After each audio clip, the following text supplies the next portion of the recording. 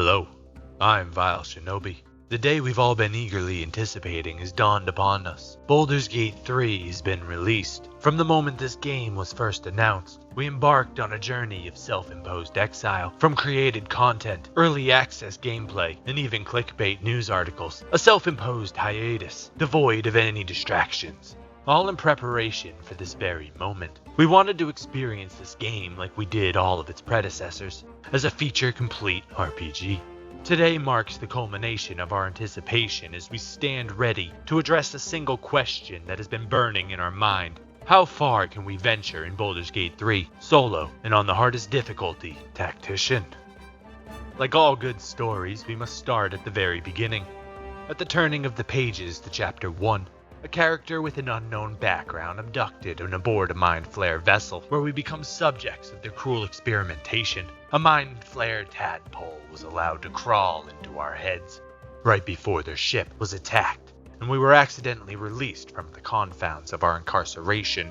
And so began our journey. A young Tiefling monk named Tielee cautiously pulls herself from her chamber and immediately seeks vengeance on the creatures. We destroy the tadpole pod and choke out the life of a young intellect devourer before pushing onward. While we're trying to find an exit, we witness an incredible scene of dragons and imps before we run into a girl we've seen before. She got out of the chamber before us, but didn't try to help release us from our bondage, and now she tries to attack us. She's definitely on our list of people we wish to see dead. Anyways, the game then forces us into a party with this character regardless of what we say, and thus an end to our story. We hope you enjoyed this video about how far we can get in Baldur's Gate 3 solo. Thanks for watching. But seriously, we'd make it through this tutorial fight pretty easily. In truth, we could have just skipped Lazelle's turn, but we didn't really think about it at the time. We'll just allow this as an exception so we can actually continue this video. After we win, we immediately degroup her and leave her standing in those chambers looking dumb, but not before robbing her of any supplies she carries. We'll look for a way to permanently remove her later. In the next room, we're immediately introduced to a second character, Shadowheart. By the way she demands help, we're immediately put off by this character, and she too makes it onto our list of people we could kill. We still decide to help her out of her chamber, because we're not heartless monsters. But in our attempt to do so, accidentally turn these empty human husks into enemies, starting our very first solo fight. On our first turn, we run away, in hopes of wasting their turns, making them run to me, and into a better position to kill. The plan works flawlessly, and then we quickly put them out of their misery through multiple barrages of punches to the face. With the husks dispatched, we find the key to the correct console, and release Shadowheart from her confinements. Where we are reintroduced to her snobbiness, we reject her advances and move along quickly. In the next room, we find our Mind Flayer overseers in battle with what appears to be demons. For some reason, the Mind Flayer commands us to do something as if we're suddenly best friends, just because we carry their baby. Regardless of our affiliation, we only want to survive to see what comes after this debacle. In our first attempt, we try to betray the Mind Flayer and support the demons, but are quickly met with death at the edge of their blade. On our second attempt, we try just running straight for the console, and ignoring everybody and everything. We successfully connect the thingamabob to the doohickey, and after a brief struggle, pluck the cord that sends us topsy-turvy loopity-doopity through space and time. After getting bonked on the head and thrown from the crashing vessel, we arrive safely due to unknown powers back on Earth. Welcome to Washed Ashore, a classic RPG introduction. We find Shadowheart laying on the beach, and decided to wake her up. We remind her we have no interest in partying with her, and quickly move along after dealing with her snobbiness. As we traversed up the beach, past the broken ship, we find a couple of intellect devourers and decide to try and earn some easy EXP. The game quickly reminds us that we are not the heroes yet. The next time around, we decide to ignore them completely. Laser beams were bad for our health after all. The other path leads to a decrepit crypt, which thanks to our terrible perception rolls, we don't realize is trapped, and so we did the regular looting thing and met our fiery grave. With knowledge of the traps and an instant reminder upon entering the room, we take advantage of turn-based mode in order to loot the trapped sarcophagus. In the next room, we find a shiny button we can't help but immediately press, which suddenly resurrects all the corpses we looted on the way in. Since we're still hidden, we try to loot the room, but it absolutely wants us to fight the undead first. No other way about it. We utilize our mage hand to scout out the number of enemies and their positions. It was at least a 1v5. In order to win this fight, we'll take full advantage of our movement abilities. We stick to the shadows. We hit and run. And with a little luck from bad pathing, we're able to split up the undead and take them out fairly easily. It only cost us all of our potions. With that, we loot our very own mystical skeleton, who will now stalk us for the rest of the game. We're still not sure how we feel about him. We also leveled up to level 2, earning a few cool monk moves and extra key points. The resource that lets us use our Flurry of Blows ability, which is an absolute necessity if we're going to win in these outnumbered fights over and over again. On the other side of the crypt we just left, we run into a group of vagabonds unaware of our triumph. We should probably have fought them for the EXP, but instead we run them off with some smooth talking. We decide to leave the group underground alone for now, and opt for some exploration. Just outside the collapsing building, we find a strange swirling portal, our first introduction to the fast travel system in Baldur's Gate 3. Here, we help a man named Gale escape his void-bound prison. He's a rather egotistical bloke, but he comes with knowledge, giving us the name of the transformation that awaited us, Ceramorphosis, if we didn't do something about this tadpole in our heads. He also tries to pry his way into our journey, but is swiftly let down by our decision to press on alone. In the nearby forest, we're elated to see some additional Tieflings, as well as Lizelle, the one who left us behind. Unfortunately, our two kin are on the lower end of the IQ spectrum. We talk them away, and even though we really don't like Lizelle, we release her from her imprisonment in order to gain knowledge of a cure from her. After learning we should head to a creche to cure our head problems, we're once again forced to reject her advances so we can continue on our own. At an old vine-covered gate, we overhear a commotion about goblins. A young group of adventurers led a pack of goblins back to their once hidden fort. Here, we're introduced to another infected host, but unlike the others, we don't hate him. We are, however, reminded just how harsh this entire journey is going to be, as we're almost instantly killed on our first turn. The second time around turns out much the same for us.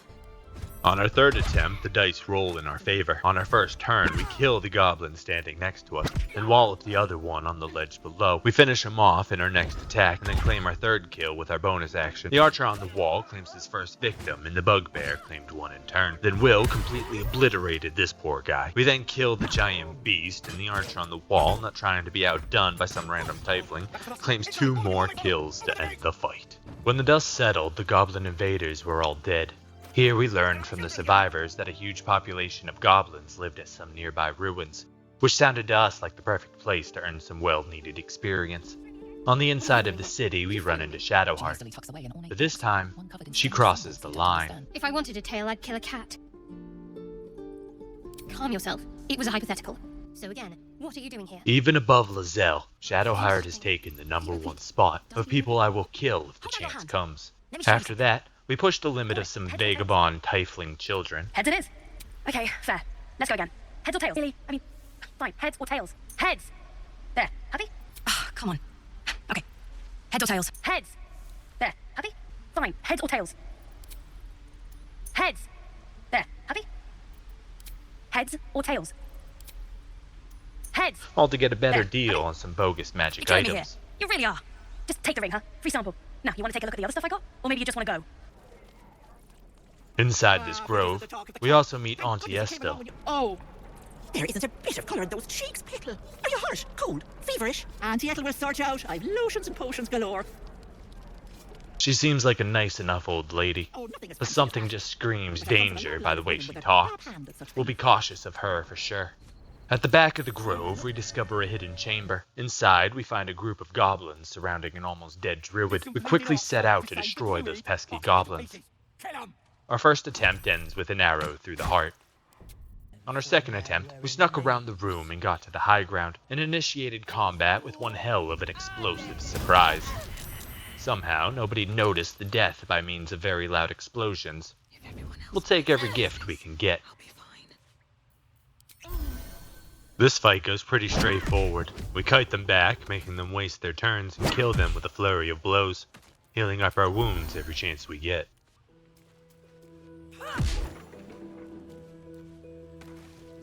After saving the seemingly non-important druid, we head back into the grove and introduce ourselves to Will. He seems like a good guy. We hope good things for him in the future. Not bad. Again. With our romp through the druid's grove complete, we head back out into the wilderness on a quest to find and save a druid named Halsum, and meet a very interesting friend along the way. Scratch the companion pup. We of course treat him like the bestest of boys, and invite him to join the stalker skeleton at our camp. After leaving behind Scratch, we wander carelessly into the blighted village, where we are immediately ambushed by goblins. We could probably utilize this illithid power, Authority.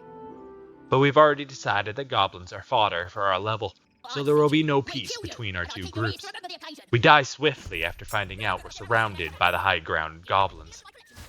On our second attempt, we opt to use our gained knowledge and sneak into the village, to give us the surprise start we need to turn combat in our favor. We take our time and slowly kill our opposition, one at a time, picking apart their defenses.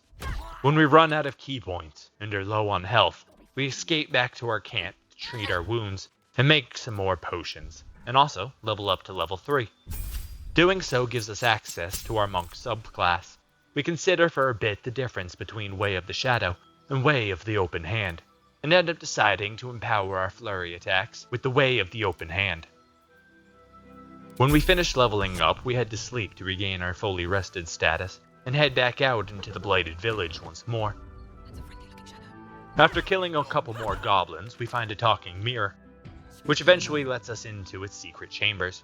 Inside, we find absolutely amazing gloves. The Bracers of Defense, which are magic unarmored gloves, which gives us +2 to our AC, the stat which determines how hard it is for us to be hit. We would absolutely be relying on a decently high AC in order to progress effectively through these outnumbered combat scenarios. We also find an interesting book covered in flesh.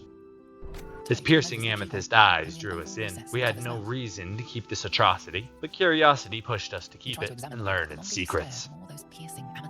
Back in the village, we kill another goblin and find a curious well. Inside, we find a vile place, covered in spiderweb. We quickly learn what made them, as we alert the creatures to our presence. Death soon followed. We decided to leave the well and come back to it later. We didn't feel we were quite strong enough yet. Just outside the well, we find another prized magical item. The Haste Helm, which is a non-armored magic item which grants us momentum for 3 turns at the start of combat. Momentum gives us extra movement speed per turn, which is something we'd need desperately with our hit and run fighting style we were developing. Then, we assassinate a sleeping bugbear, catch a couple goblins unaware, and ultimately make traversing this blighted village a little less lethal. After crashing the game, trying to utilize a broken ladder, we push on to the windmill, where a person has been tied to the blades of the fan. We sneak around behind the windmill and catch their interest by stopping the spinning game. What's going on back there? We almost one-shot the fight, but find the sweet release of death at the end of a goblin's rock throw. On our second attempt, we speed up the windmill instead of slowing it down. For science. What the? Oh, Bertie, you just flew away! On it. On our third, fourth, and fifth attempt, we are met with death. On our sixth attempt, we find out we only need to kill the leader of the pack to win the entire fight. Give up! Mercy, please! Although we probably lose out on a bit of EXP this way, we're just happy to be through this painful fight. I'll make it worth your while, I promise! We extract some information from the goblin leader about infiltrating the main get you fort, inside! No. and then end his miserable life. After dealing with these goblins, we free the deep gnome from his imprisonment. After thanking us in his own weird way, he drops one of our favorite goodbyes that we will remember for a long time to come. On that note, I bid thee farewell. If we should meet again, well, we will have met again. After our heroics, we accidentally open the wrong shed and meet the ferocity of a bugbear and ogre's love.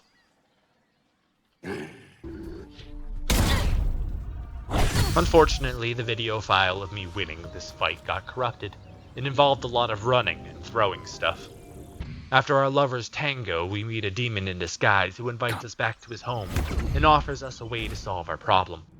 Hope. Such a tease.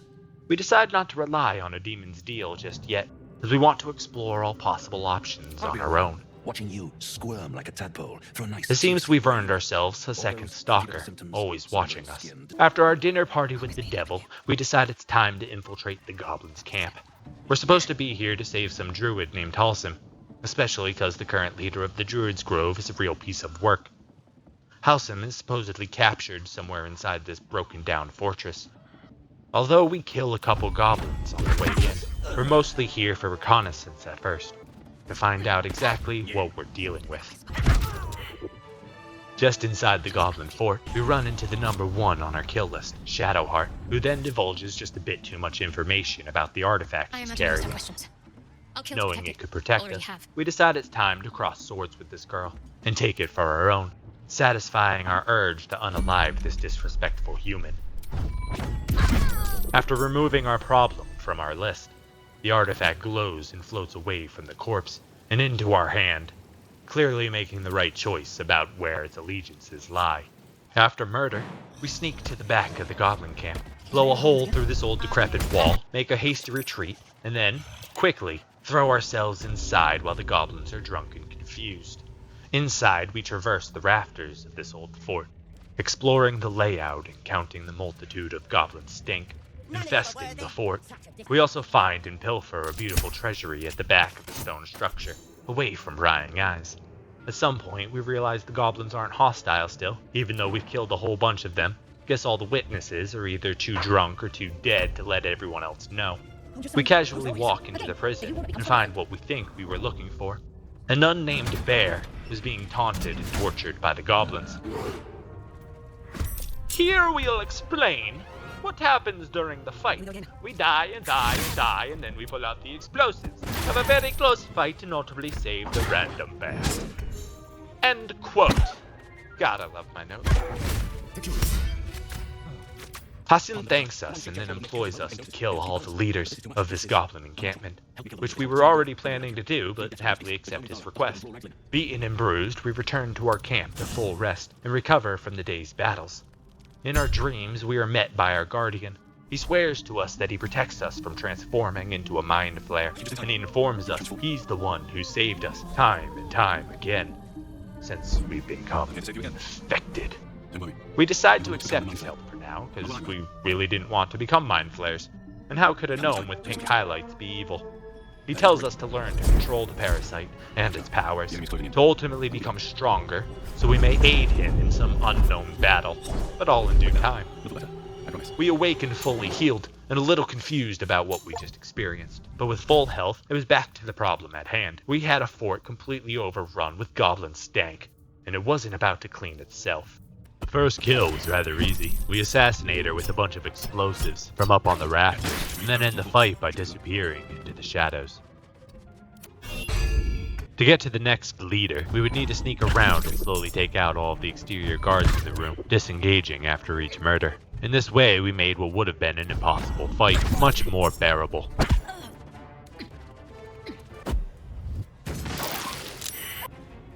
We ran into a really close call on one of the last engagements before the boss, and we were followed into the darkness. Our luck held strong as our opponent whipped his attack.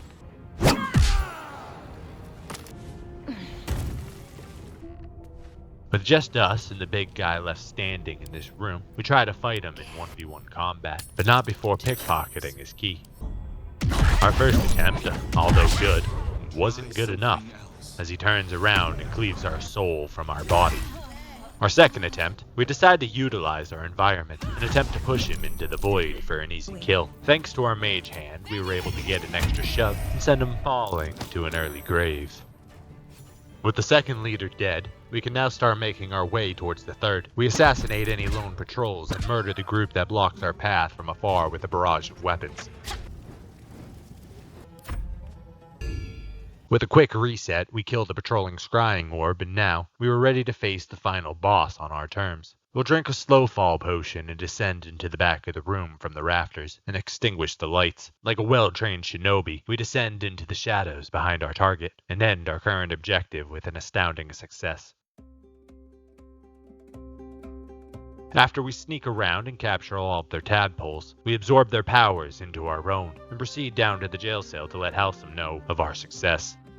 After what felt like an eternity, we successfully vanquished the primary bosses and a majority of the goblins that lay within. We made our daring escape from the fort, leaving it behind to rendezvous with Halsim at the Druid Cove. Here, he took it upon himself to rectify the malevolent deeds of the serpent-like antagonist, making our day considerably brighter. Surprisingly, the refugees opted to celebrate at my camp that very night, before continuing their journey towards Baldur's Gate. Who are you people? Following a memorable evening of revelry, we resumed our expedition to the south of the Blighted Village. We encountered old Elsa, who found herself in a tense altercation with a group of young men. They accused her of kidnapping their sister, and given the cloud of suspicion surrounding old Ethel, we decided to stand against her. And in a heartbeat, her demeanor shifted, confirming our earlier suspicions. It was clear that she posed a significant challenge. After our run-in with the old lady, we level up down on the beach to level 4 monk. We gained additional ki, the class skill Slowfall, as well as a new feat. There were a ton of really good options we could have picked, but ultimately decided to take Martial Adept, which gives us 2 new abilities. Riposte, which allowed us to counterattack when an opponent missed a strike, and Trip Attack, which would give us a powerful weapon attack that could knock an opponent prone, at the cost of a special resource known as a superiority die. When we finished leveling, we entered the little tea shop run by Ethel. She catches us stealing and forces us into attacking her, where we learn exactly how powerful and scary an old lady of the woods can be. You blink and the wilderness changes. A swamp, stinking and insidious, assaults your senses.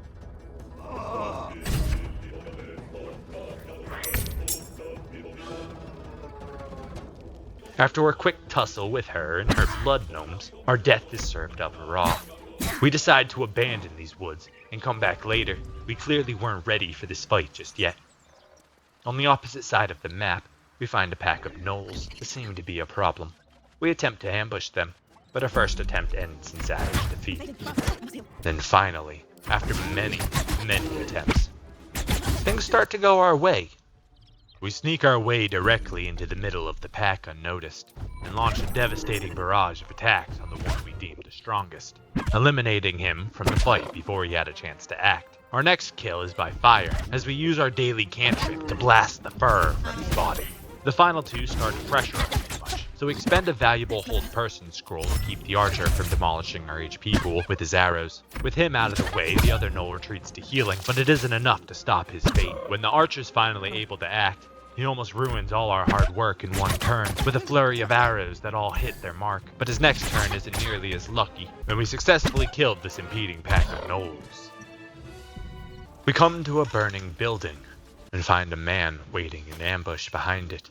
After becoming a vandal in his eyes because we attacked his trap, Vandal's been damaging property around here. You have a feeling you're under suspicion. we beat him to a pulp, and smooth talk our way into this mercenary encampment he was protecting, where we picked up a quest to return a piece of cargo back to the leader. We tracked down our cargo to the gnolls we fought earlier, where we quickly kill the pack of bloated hyenas before they can transform into gnolls themselves. We track down the survivors with the shipment in a cave, and use our stealth to remove the cargo from their property, and make our way back to the leader. We decided not to mess with that rather sizable pack of beasts at this time. We returned the chest sealed to our quest giver,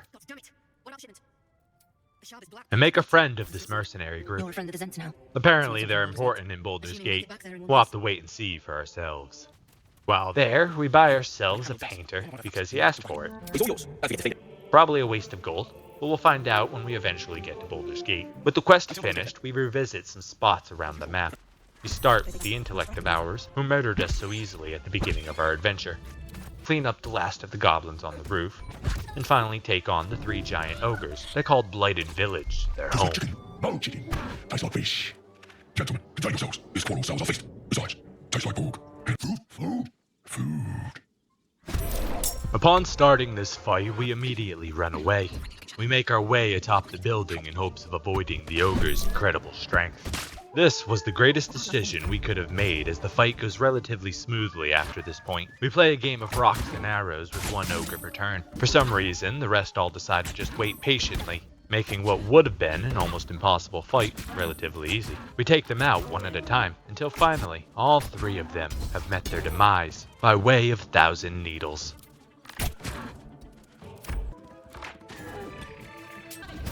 After the ogres, we finished the final 2 gate guards, officially ridding the blighted village of its goblin infestation.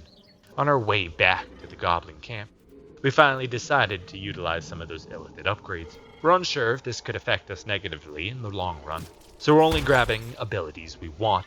In this case, we have 1 free critical hit per rest, thanks to luck of the far realms. The first to die are those at the first gate. We sneak in and activate our surprise round with a flurry of blows, followed up by our daily racial cantrip. Before the second one could act, we ran around the table and turned his lights off. All that remained was a scared lone archer, who tried his best. We then rushed the gate guards themselves, murdering the archer on his way for the drums. The rest of the guards seem dumbfounded. We take advantage of the chaos to kill some more. We destroy the alarm drum before they can call for backup, and then quietly murder the rest from our safe spot atop the guard's bridge. After that, we head back into the village, because we forgot about the well. We didn't realize it the first time we fought here, but there is much more to this cave than meets the eye. When we return to the depths, we start by sneaking through to see everything there is in this underground cave. In the far back, we find them. A phased spider matriarch in her clutches of eggs all around the room, and an interesting amethyst gem by a giant glowing hole in the ground. After seeing exactly what this cave had to offer, we put our plan into motion. Step 1 was to whittle down the enemy numbers, so we didn't get zerged. On our surprise round, we get an absolute beautiful run of luck and leave the Ettercap lifeless in the shadows of the cave. We then disengage into the shadows ourselves. When we re-emerge, it's on the other side of the cave. We'll start this fight from a nice isolated platform with height advantage.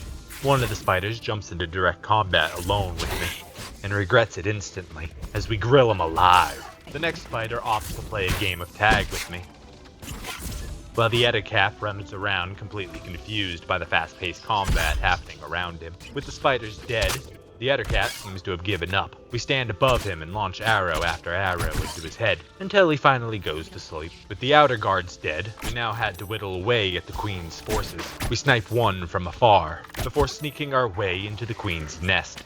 There, we steal the amethyst, set fire to both batches of eggs, and the web bridges connecting to our platform, creating our own little elevated arena to fight in. With our arena set, it was time to rain down hell. We start the fight with an acid arrow, and then use a scroll of blur on ourselves to make it harder to hit us. We also poisoned our bow to make our poking more effective. For some reason, the Spider Queen opts to run away from us instead of engaging. Our strategy of burning the bridges seems to be effective. We battle our way through all the tiny little arachnids, dodging like we're the one. When the final minion fell dead, we were outside the sight range of the Queen. We take the opportunity to reset the fight and take a short rest to regain all of our key points. And when we came back, the Queen was waiting for us in our arena. At this point, we decided to sacrifice any loot she might have in order to win the fight. We launch her with a shoving flurry of blows down into the void, where she becomes a large chunk of EXP for us.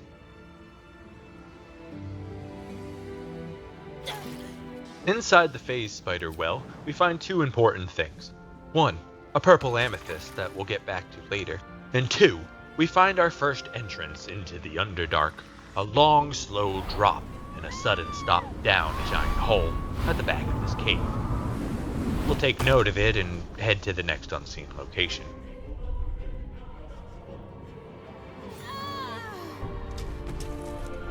Teaming up. We met Karlak in the woods, who said she was being chased by some people. We met the people on our own, and decided to rid the fellow Tiefling of her problems. Unfortunately, we failed to record this fight properly and only have the ending of it. When we go back to Karlak to let her know about it, she demands we join up with her. Join up with me. Let me do you a favor in return. After telling her no, we're trapped forever. For now.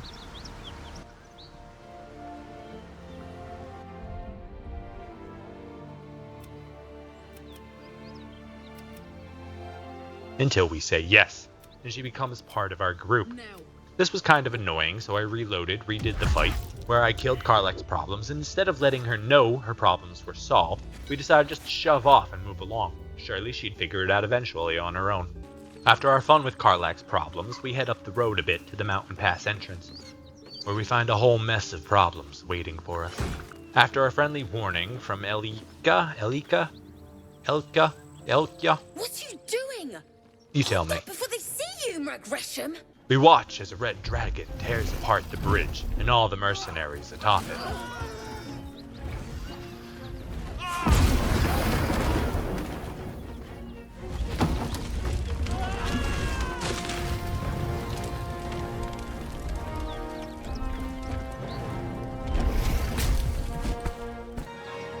Facing that lot would be suicide. At least for now. We then walk right in for science, where we find the other one on our to-kill list, acting far too smug for her own good. Put and keep your lips sealed. Ryder, my time is short.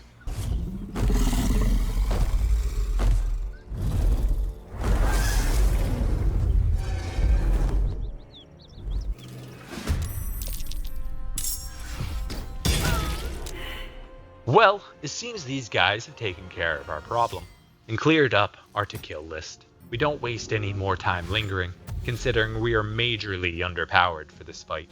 We turn tail and run with all our might, having gained incredible knowledge about the Githyanki's motives and the artifact that we possess.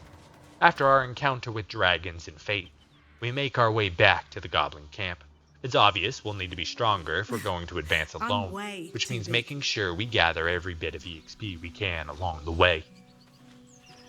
And then maybe an explanation of the goblin camp destruction occurs, because I literally go through and kill absolutely everyone and everything in the camp. And in the process, I end up saving that the Volo, Drolo, Polo, Molo, whatever his name is. I end up saving him, and he just decides he wants to be part of my camp from now on. So he just goes to my camp. So now I got a whole bunch of people just in my camp. I don't know why they're in my camp. Everyone wants to be in my camp. The only one I invited into my camp was Scratch. Everyone else just decided they wanted to follow me. I don't know what to tell you.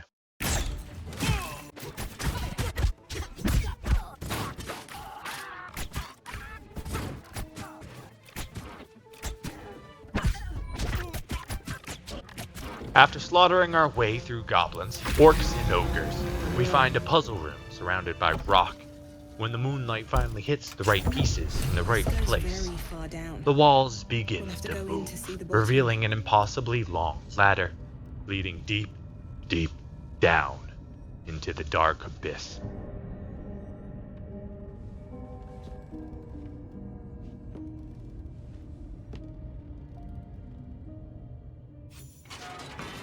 We found another path to the Underdark. At the bottom of the ladder, there seems to be two paths we could possibly take. One seems to have minotaurs trying to break through the gate. The other, just past a long path of petrified drow, we behold a beast of the Underdark. A spectator with its many eyes stands guard in front of us.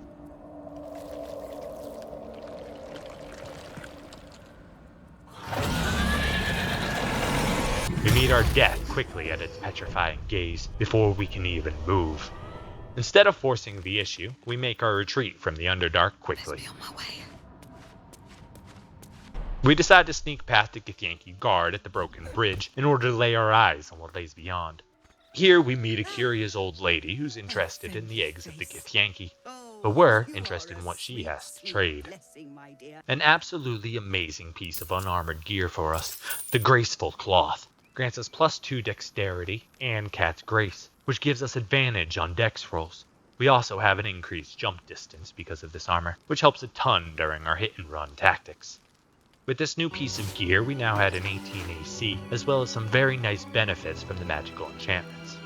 After improving and color coordinating our gear, we utilized the purple stone we found in the Phase Spider Cave to unlock the human flesh tome and read its secrets. We're left with a bit of a curse as we fail our last saving throw, but oh well, the darkness whispering to us is nothing to fear. Our next stop is the monastery, said to be claimed by the Githyanki. We're mostly just exploring and trying to level up at this point, so we decide to adventure forward cautiously. The first thing we run into is a strange cat infestation right behind an old boarded-up room. These Grimeshka have an allergy to magic, which causes random magical effects to happen, so it's wise to beat them without utilizing magical abilities. We completely ignore that and proceed to cause a huge magical explosion right on top of all of them. We're sure this won't be an issue later. After setting off the allergic reaction, we just kind of stand there, shooting through the entrance, killing one after the other. The few that transform and jump at us die by our flurry of blows. At the bottom of the monastery, we find the Githyanki creche, hidden behind a large guarded corridor. Our first attempt to pass by was met at the edge of a blade, so we decide to wipe out the guard detail before pressing forward. In order to win this fight, we kill one, then run the heck away outside, and reset the fight, and thus our hit-and-run tactics continue to prosper. For the second kill, we let the fools fight amongst themselves. Thanks to one of our scrolls, we hypnotized the barbarian and let him release his full fury in the face of his companion. Then, make our escape once again. For our third kill, we have to get creative, since this guy is so damn strong. We start by sneaking into his shadow and assaulting him with a full burst of fists. Then, we utilize another very valuable hold person scroll to lock him out of his turns, so we can continue our full frontal assault. We earned enough experience to push us to our next level. Level 5 Monk brought with it some very nice boons. More HP, more key points, an extra attack per turn, as well as new key moves, which could be used to stun a target. When we finished leveling up, we returned to finish the last of the guard, and then we snuck into the creche, and found out exactly what that word meant. It was basically an underground city, completely full of Githyanki. We retreat from the underground, and continue to explore the monastery. We found the ancient eagle's nest atop the roof, guarding one of the ceremonial weapons we needed for a puzzle.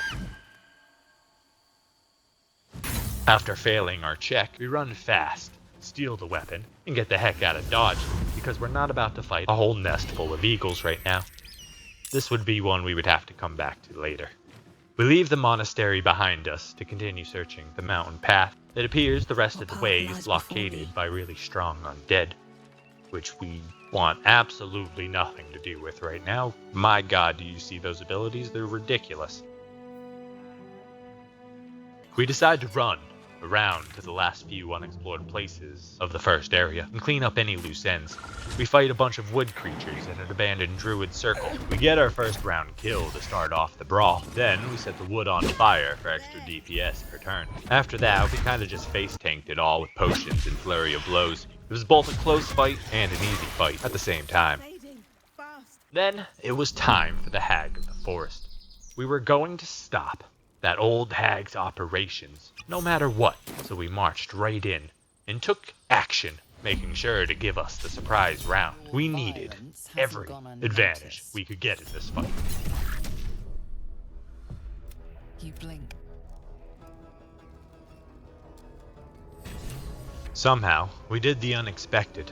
We obliterated Ethel's AI, but before we could show that off, we needed to deal with the little gnome friends. We begin the show with fireworks and explosive fists. Then, we make as much distance as we can, so they waste their turns. Only this time, it goes way better than expected. They try to jump across a gap and clip the center tree, causing them to fall and take massive damage. We decided not to move to see if they might just kill themselves, and opt to launch an arrow at the third gnome on the other side of the tea house.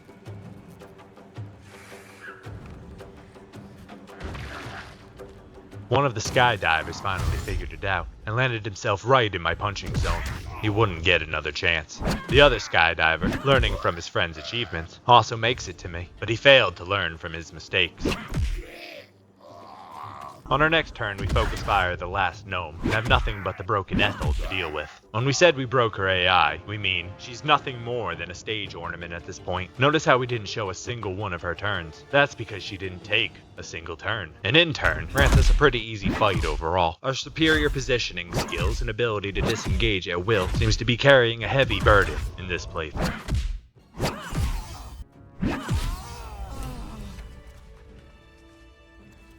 After killing the hag, we head into her basement, where we knock out the crazy guys wearing masks. You should leave, Auntie. And steal all the masks that are corrupting them. Steal Ethel's wand. You feel the And resurrect this girl's husband for her? Bring him back! Bring Connor back! Please! Be careful what you wish for.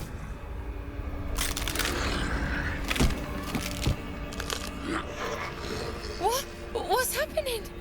Why is he still dead?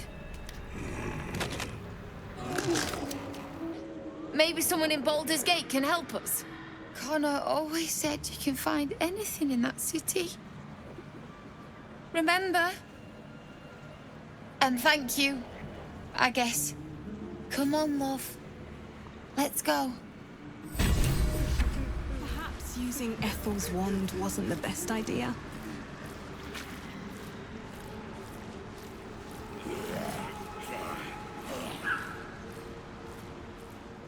We find some harpies on the beach behind the Druid's Grove, which turns out to be a pretty easy fight at this point, since we're over-leveled for it.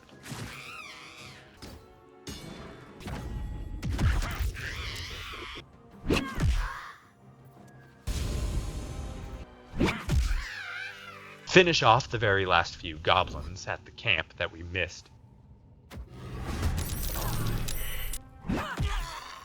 Enemy.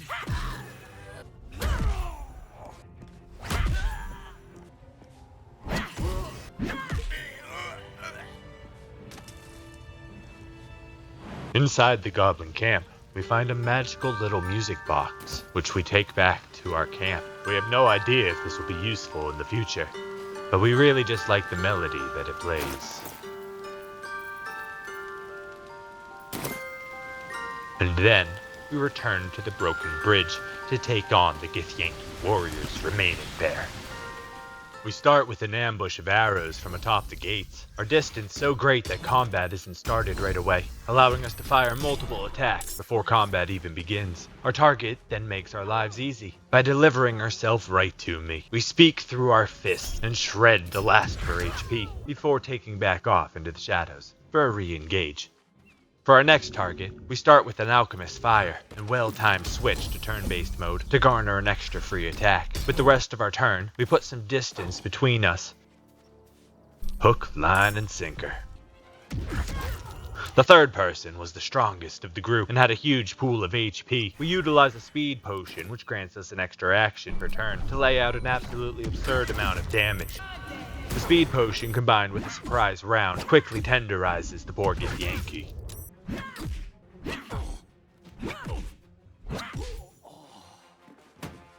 We copy that same strategy on the last and final target, making quick and easy work of her.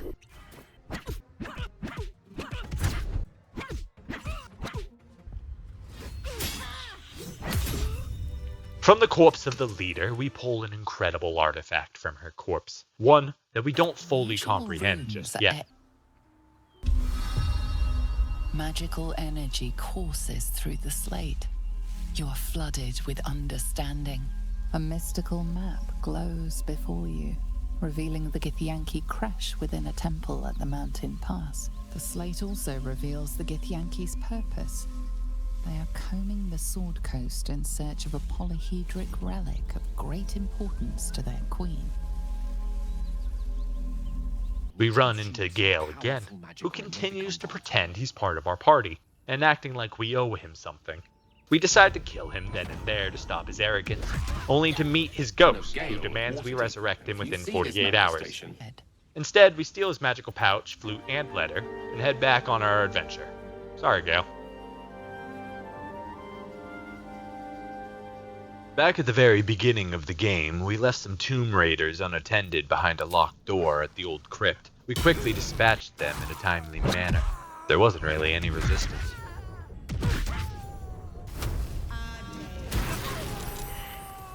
After revisiting the last unvisited location on the first map, we returned to the monastery and party crash a large pack of kobolds. This is honestly a surprisingly hard fight, just because of the sheer amount of them. We die multiple times.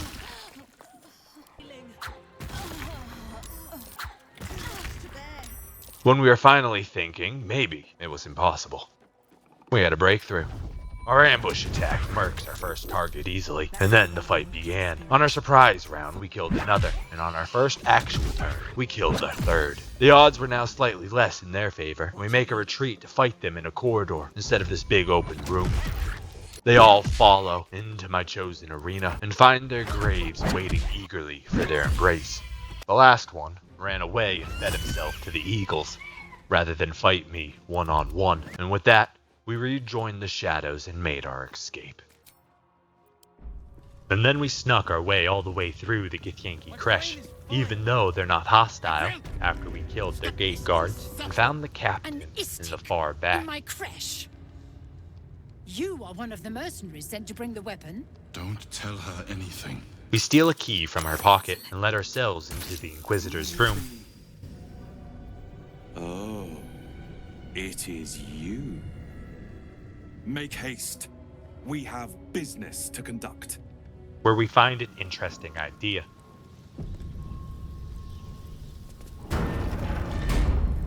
After meeting our death, we learn that we can betray the Guardian and side with the Githyanki Queen if we so choose. It is found.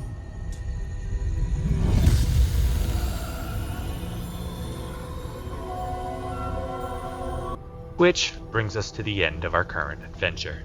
We have a major choice to make. Pledge our allegiance to the artifact and the Guardian, and head to Moonrise Tower through the Underdark or Mountain Pass. Or, we betray the Guardian, return the artifact back to the Githyanki, and pledge our allegiance to the Githyanki Queen, who will have us infiltrate the artifact and destroy the Guardian. The choice remains to be seen. What we do know is no matter which path we set out on, the future will be an extremely challenging one for a lone wolf monk. Leave a comment letting us know which path you want to see. Make sure to leave a like to let me know you enjoyed this video. I would absolutely love if we could reach 500 likes on this video. If you haven't subscribed yet, your support would make an enormous difference for a small creator like me. I genuinely appreciate you tuning in. Refuse and know my fury. You are blessed, Istik. Do not fail her.